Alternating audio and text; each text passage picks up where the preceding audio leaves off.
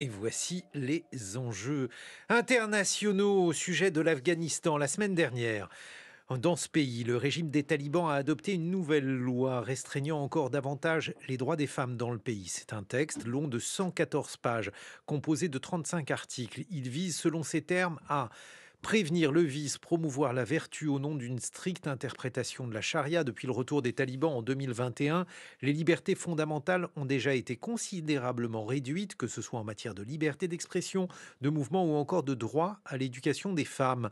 Jusqu'où peut aller cette répression et comment comprendre cette politique? Bonjour Hamida Aman. Bonjour. Vous êtes fondatrice des médias Radio Begoum et Begoum TV qui émettent en Afghanistan et permettent aux femmes d'avoir accès à l'information et à l'éducation. Peut-être dites-nous quelques mots justement sur Radio Begoum que vous avez fondé 5 mois avant le retour des talibans. Mais écoutez, c'est une radio qui diffuse en Afghanistan, depuis Kaboul vers les provinces. C'est une équipe, c'est une radio éducative et qui est là, qui a pour but de soutenir les femmes dans ces moments difficiles avec des programmes de santé mentale, de santé générale et d'autres types de programmes. Et c'est un forum. Dans le cadre de toutes les émissions, les auditrices peuvent appeler et communiquer avec nous directement. Donc c'est une manière pour nous aussi de palper l'état d'esprit des gens, les peurs, les frustrations des femmes et aussi quelques moments de capter quelques moments de joie avec elles ou de rire, etc. Donc vraiment une radio active, interactive et là encore avec quand il y a ce genre de décret, enfin même là c'est Hmm. même plus un décret, c'est carrément passé sous forme de loi. Ça, c'est pas nouveau. Cette loi qui vient d'arriver, elle existait déjà. C'était ces restrictions, ces règles nous avait été communiqué à coup de décret auparavant, mais là, ça vient d'être renforcé par une loi. Mais alors, c'est une radio évidemment très libre par rapport à ce que veulent les talibans. Pourquoi continuent-ils à la tolérer? On est libre, mais on n'est pas si libre que ça de tous nos mouvements parce qu'on est quand même, on diffuse depuis, on est dans le pays, on doit s'astreindre, on doit se plier aux règles. Mais pour vous dire qu'on ne fait pas de politique, même pas de bulletin de news pour pas non plus nous heurter aux restrictions du régime. Par contre, on est là vraiment, c'est 80% de cours éducatifs.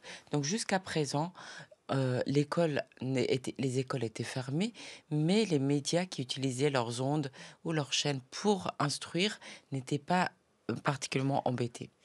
Amida Aman, il y a aujourd'hui donc très clairement un durcissement. Je ne sais même plus d'ailleurs quelles sont les libertés qui restent pour les femmes en Afghanistan. Comment expliquer ce tournant?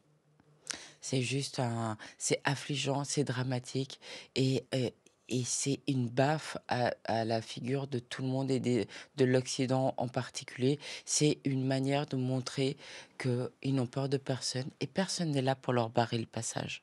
Qu'est-ce qui reste comme liberté aux femmes dans l'espace public?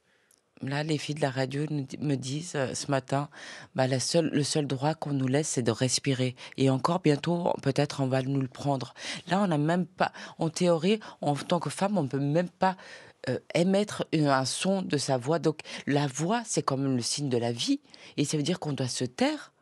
On doit se et donc c'est juste une manière de nous tuer encore plus. C'est une manière encore plus de faire perdre le peu de self-esteem et de confiance en soi qu'ont les femmes. Je vais vous poser une question naïve. Est-ce que c'est une loi qui est respectée, euh, disons, prise pour que justement le gouvernement s'emploie à la faire respecter ou s'agit-il de quelque chose de formel? Alors jusqu'à présent, comme je l'ai dit, elle avait été stipulée, elle n'était pas vraiment, mise en pratique, surtout, à Kaboul. La grande ville de Kaboul, les femmes continuaient à vaquer à leur occupation, pas besoin d'un chaperon parce que le chaperon, c'était pour des grandes distances jusqu'à 70 kilomètres et cetera. Là, ils parlent pas des kilométrages, donc on va se demander ce qui nous attend. Heu et puis les tenues vestimentaires étaient déjà en théorie, on était censé l'appliquer, mais en pratique, ce que je voyais chaque fois à Kaboul, et ben, les femmes de Kaboul allègrement portaient, et moi-même d'ailleurs quand je suis là-bas, je m'avertue à porter des voiles de couleur, à continuer à mettre du rouge à lèvres et être maquillée et cetera. Donc ce qui était le cas de des femmes, et elles étaient, elles pouvaient quand même vaquer à leur occupation, et là, apparemment, ils vont certainement sévir. Pour l'instant, on ne sent pas les conséquences parce que pour l'instant, il ne se passe pas grand-chose dans la ville ou dans les provinces, mais ils sont en ordre de bataille pour se préparer à appliquer ces nouvelles règles. Comment ils vont l'appliquer, comment ils vont le faire, ça reste un mystère parce que on a vu en janvier dernier, ils avaient sévi, justement parce qu'ils avaient tout à coup, le ministère des Vices et de la Vertu avait décrété que il y avait trop de laisser-aller auprès des jeunes filles, surtout des ados et des jeunes filles dans Kaboul, et surtout dans certains quartiers où les minorités ethniques sont un peu plus libres, etc. Elles avaient sévi, mais cruellement, en emmenant des jeunes filles de 14, 15, 16 ans en prison.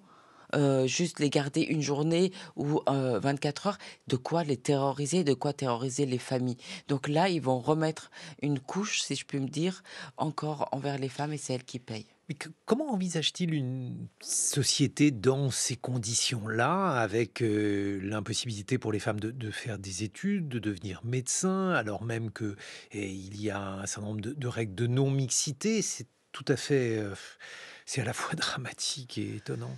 Je suis d'accord, c'est extrêmement borné. En fait, c'est le chef suprême, dont on n'a jamais vu le visage, etc., qui règne à coups de décret et à coups d'ordre, qui s'immisce dans la vie privée des gens en permanence et qui se permettent d'insulter les gens en les traitant de mauvais musulmans. Enfin, c'est une permanence, une agression dans la vie des gens, et les gens restent comme des moutons sans rien dire. C'est ça que je Alors trouve le plus aberrant. justement, pourquoi les Afghans aujourd'hui ne se rebellent pas? Et j'imagine qu'il y a aussi une partie de la population qui soutient ce type de décision? C'est une société extrêmement conservatrice, et au final, ils font tout ça au nom de l'islam. Donc, se rebeller contre ça, peut-être se lever contre la religion, ce que personne n'osera jamais faire. Mais il faut aussi ne pas oublier que la préoccupation principale des Afghans en ce moment, c'est juste manger. Comment se nourrir? Quand on a un chômage endémique de plus de 80% de la population, et que, et que 80% même de la population est tombée à la limite de la pauvreté ou sous le seuil de pauvreté, vous pensez bien que les gens ont vraiment d'autres préoccupations que c'est la longueur de leur barbe ou les histoires de... Mais c'est extrêmement grave pour toutes les classes moyennes ou les personnes qui sont éduquées, qui ont été... Pour eux, c'est extrêmement difficile. Pour toutes ces femmes qui sont qualifiées, et il y en a des qualifiées qu'on emmure, qu'on emprisonne simplement. Qu'est-ce qu'il leur reste comme choix à part prendre le chemin de l'exil? Et j'espère que les pays occidentaux vont enfin appliquer vont faciliter la venue de ces femmes dans un environnement qui leur permettra enfin de vivre et de travailler. Bon, les pays occidentaux, en attendant, sont dans un dilemme. Soit ils fournissent de l'aide et ils soutiennent indirectement le régime, soit ils refusent l'aide. Et alors, qu'est-ce qui va se passer pour ce pays, Hamida Aman? J'ai peur que les soutiens s'amenuisent au fil du temps, c'est ce qui est le cas. Et je pense que ce genre de décret décourage, mais j'ai l'impression que on va aussi, ce qui m'inquiète, c'est qu'on va vers une acceptation de cette situation. Apparemment, il n'y a rien qui barre le passage des talibans en ce moment. Et là, c'est une preuve supplémentaire. On a assisté il y a quelques jours à la conférence d'OA 3, où les Nations Unies ont euh, ajusté l'agenda en fonction avec des sujets qui ne fâchent pas pour que les talibans viennent à la table des négociations. Donc, ils ont vraiment un boulevard devant eux. Mais pour quelle raison? Pourquoi Mais parce que cette tout le tour? monde s'en fiche des femmes afghanes. Tout le monde s'en fiche des droits humains dans ce pays. Et ce Parce gouvernement-là que a l'envoyé permis... spécial de l'ONU, pardon, je vous Je vous en interromps, prie. l'envoyé spécial de l'ONU pour le droit des femmes a été expulsé du pays. Oui, tout à fait.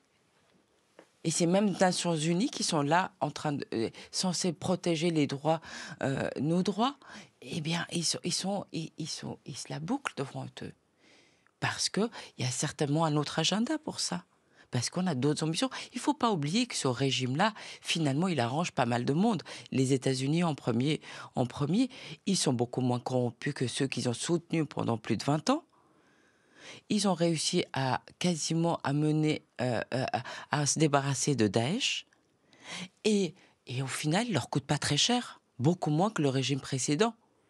Donc finalement, et en plus, ils ont éradiqué une partie de la culture du pavot, ou en grande partie la culture du pavot. Donc au final, il ne coûte pas grand-chose aux contribuables américains. Donc finalement, peut-être qu'ils vont rester plus longtemps qu'au prévu. Merci beaucoup, Hamida Aman. On s'en moque pas du tout hein, de ce qui arrive aux femmes afghanes. Merci d'être là et puis merci de faire ce que vous faites au travers de Radio Begoum et Begoum TV. 6h48 sur France Culture.